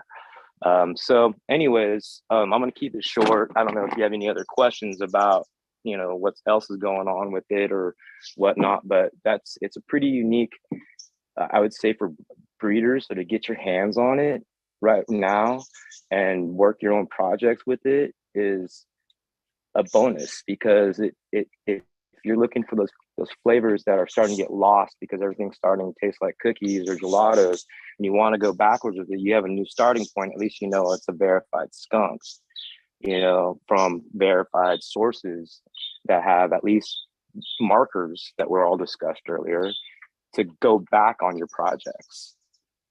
So did you have any other questions, Lily? Do you want me to add to that? That was amazing, Marty. I really actually enjoyed hearing. I do want to come. You know, well, Kevin's going to interview you soon for the show that we're building. But I would really like to come and record audio and have conversation around this, so I have notes for when I'm building the prospectus and the story. But that was, yeah, no, that was incredible. I'd also like to be able to put "it likes to eat" in the prospectus and canopy, right?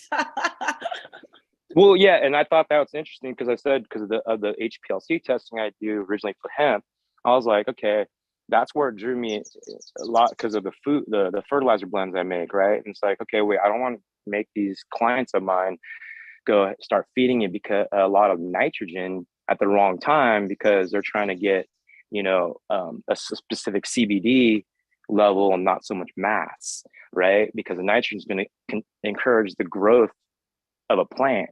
And so if a farmer who is used to using a lot of nitrogen in a cooler environment that grows a skunk may be growing more mass and not so much allowing the plant to start developing its cannabinoids.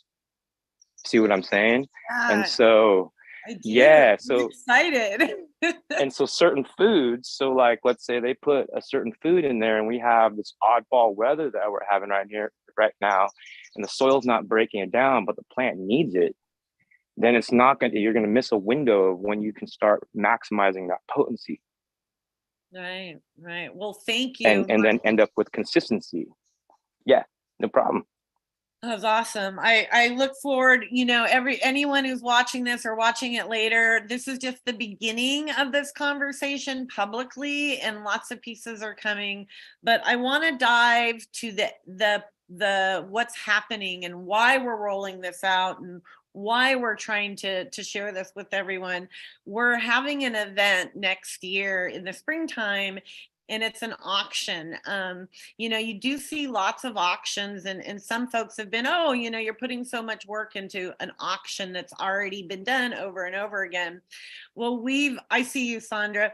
We have learned a lot about auctions since, and we're very blessed to have an amazing cannabis advocate. He works at the UN level with this plant, but he also is a second generation auctioneer. So Michael, you know, I didn't even really understand when I came up with the idea for an auction 7 years ago. I just thought it would be a really cool marketing tool because there's a lot of hype that gets built around the auction. And then you and I met, and you sure educated me. And since then, I've had the opportunity to meet the president emeritus of Christie's Auction House. And I had no idea. And I'm just, maybe you can educate the rest of the folks the way I was educated. Yeah, well, you don't have enough time for that, but we'll do what we can, right? I guess I had two things on my note. Did you want to answer a question before I start, or?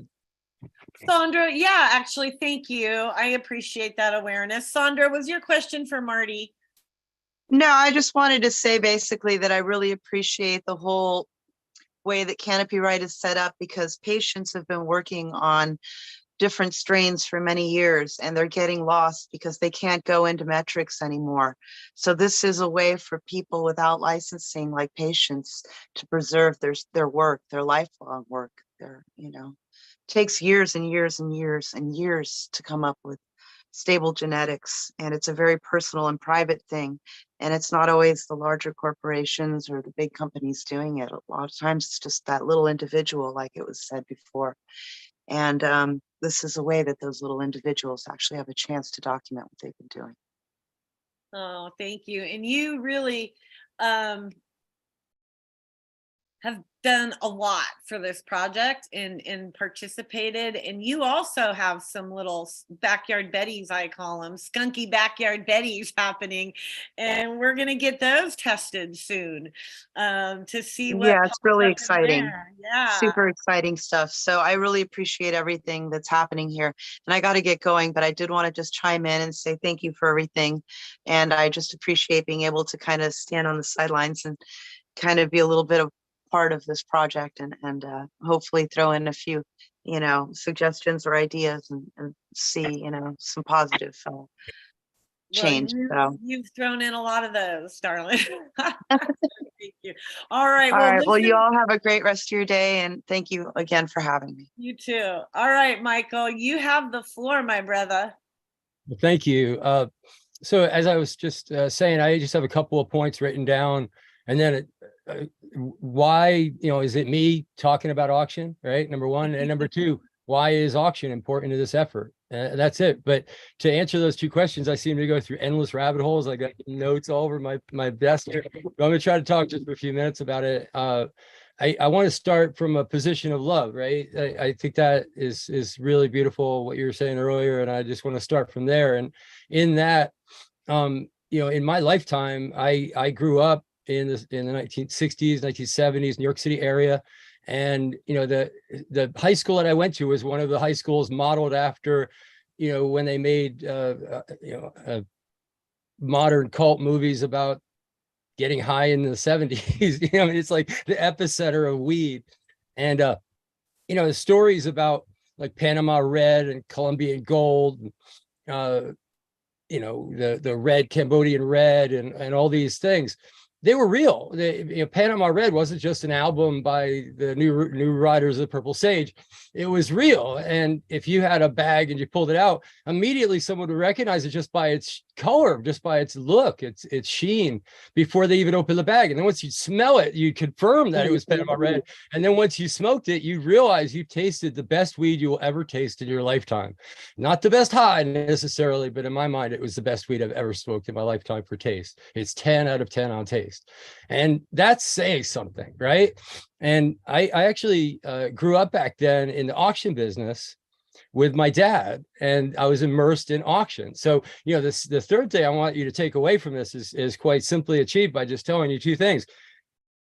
Look at how crazy complicated and cool auction is, and auction theory can be, by just pulling up a couple of YouTube videos and look at the fact that in the last 30 years, there's been 2 Nobel Prizes that have been awarded for auction theory. Not 1, but 2 Nobel Prizes on auction theory. So, you know, this is really fascinating to me, especially I went into the Air Force, I got injured. You know, it's kind of a whole saga in my story about medical cannabis, how I became a patient and struggled in the 1990s, right about the time when medical cannabis was being born in the United States for real.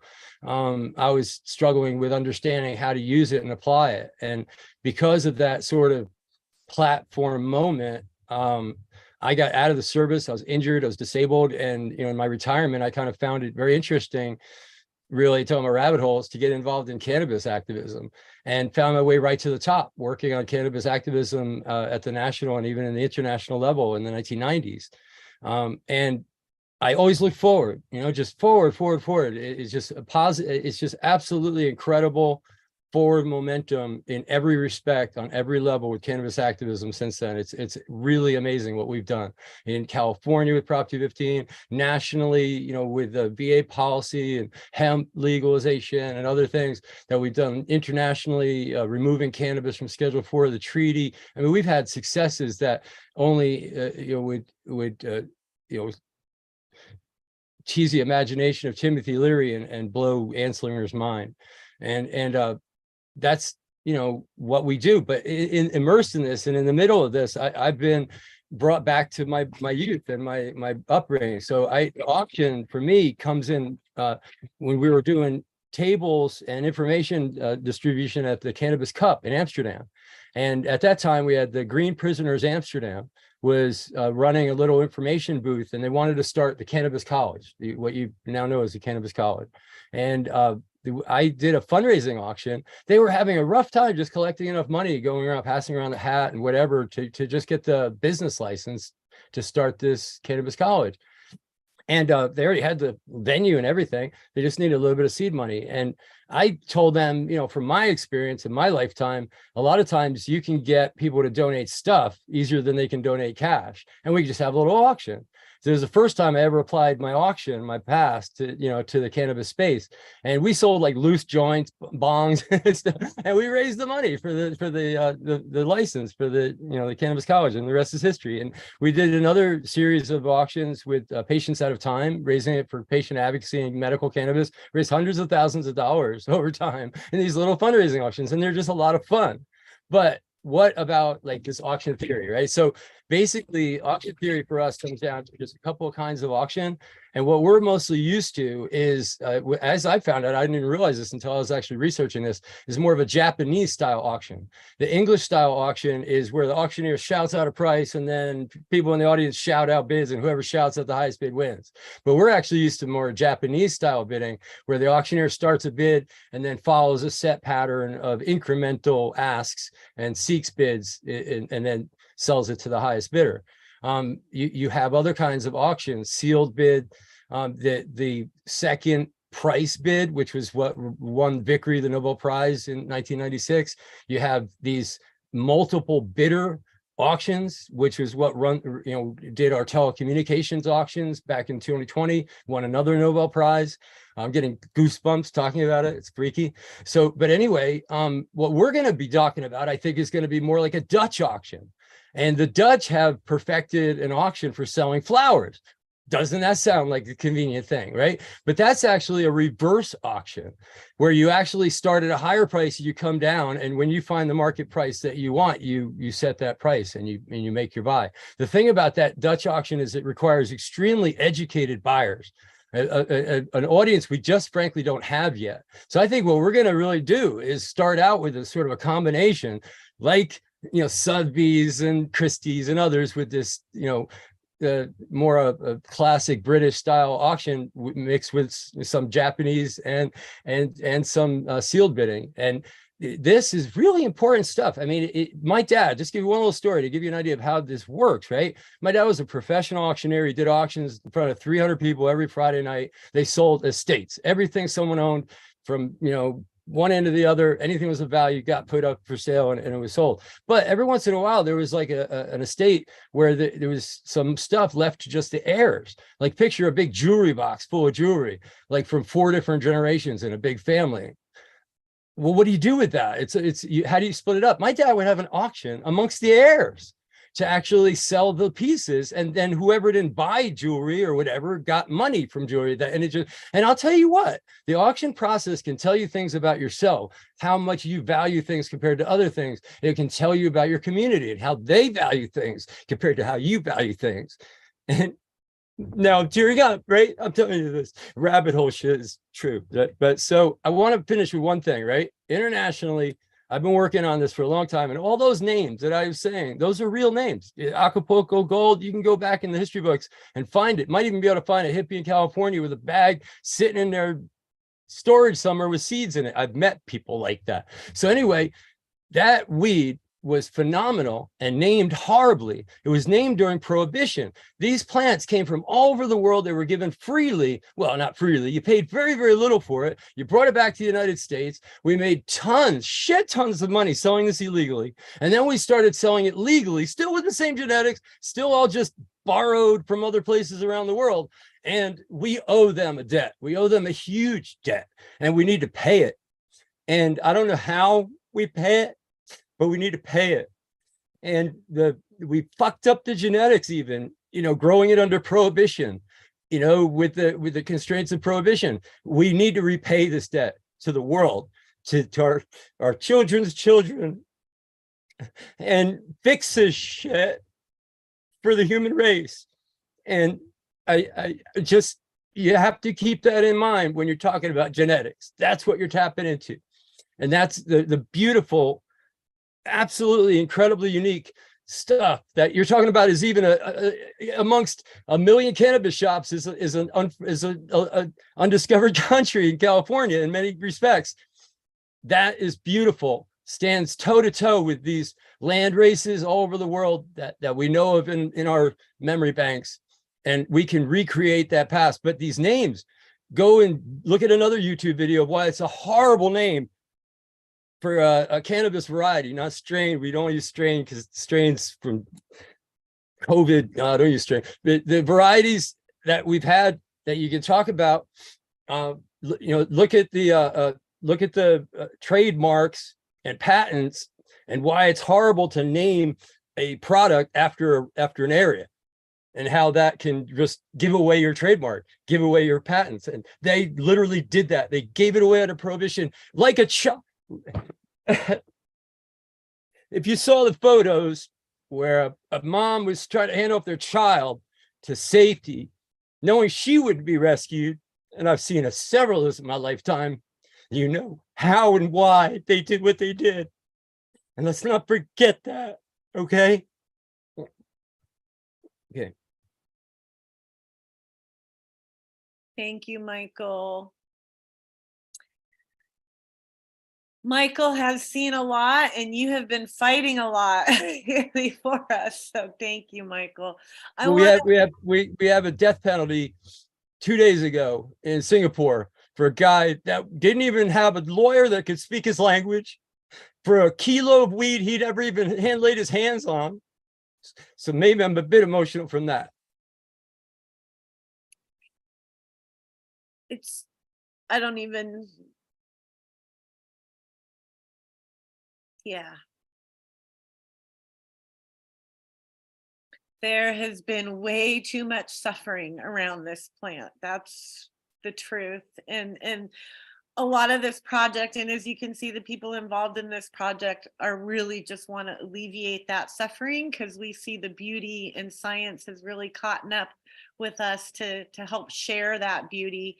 And really, we've found pathways to help share that beauty. And what Michael is sharing with us is that auctions have been used for generations, for centuries actually, to not just sell things, but to also educate on the value of things. And we as a community and as a group see so much beauty and value in this culture, and the genetics really represent that for us without anyone having to say a word. The plant shows us those values we have learned. And that's really the core of this project. That's why at the beginning of this, I said our ground rules are love and grace. And thank you, Michael. I think you really touched all our hearts today. And thank you to everybody. I think, we're way beyond time, but that happens here with this crew of folks. What's coming up for us next is we are going to be starting a show. Kevin Jodry is going to be hosting. He's going to be interviewing different people across the globe that are experts in plant science, breeders, technologies, all things that have helped us learn how to value the plant better and find new pathways with it. The first guest is going to be a gentleman that we've had here. He shared with us, his name is Usama Badad. He is a plant geneticist with Trilogen Seeds, and Gromix, I believe is the name of his other company. And we've got folks like Ryan Lee, who's a part of this group, has agreed to be interviewed on there. And you're going to see all sorts of people in this group and beyond. And then what we are planning is this auction, and the skunk is going through. We've gone through testing, and we know it doesn't have hops latent. We know about these alleles, and now we're going to put it out there, one of them, through the grow off, so we can really see what it does in all these diverse climates that we have here in the Emerald Triangle. And then the plan is by next year, we're going to have our first event around this project, and that'll be to look, experience exotic flowers that our community has, and that will be involved in the auction. And then we are projecting our auction date. It's going to be very small. We as a group really believe that you've got to do it right and tight before you go big. So it'll be our beta auction. And that will have limited tickets. But we are going to be doing a very interesting new way to do this for us anyways, but it's much like you do see Sotheby's and Christie's Auction House. There will be streaming bidding and call-in bidding, and things like that, so lots of people can participate. Let me take a look. Does anyone have anything that they want to add or that maybe we missed before we sign off, folks? No, I want to add one more thing. This is a completely volunteer project.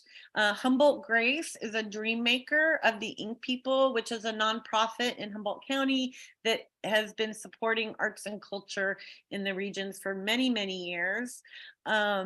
And we are looking for, we have done all of this like a potluck. We've all brought our resources to the table to ensure that we've gotten this far. And now that we're expanding outward, we need some partners. We are looking for marketing partners, lab partners, social media influencers. We're also going to be looking for underwriters and sponsors. The difference between an underwriter and a sponsor is what, depending on what we're doing for the nonprofit needs. We also would like to be able to put our shows out on the public access television. And then we are, anyone who would like to participate in this project as a breeder, participate in the auction, get interviewed by Kevin, any of those things, please reach out to us at www.humboldtgrace.org, and or any of us on here. You can reach out to me directly you can get my Instagram, and anyone on here about this project. Gang, did any of you have anything you want to say before we close out? Thanks everybody for participating. This is a super special project. I love hearing everybody's skills and knowledge come together to push us all forward.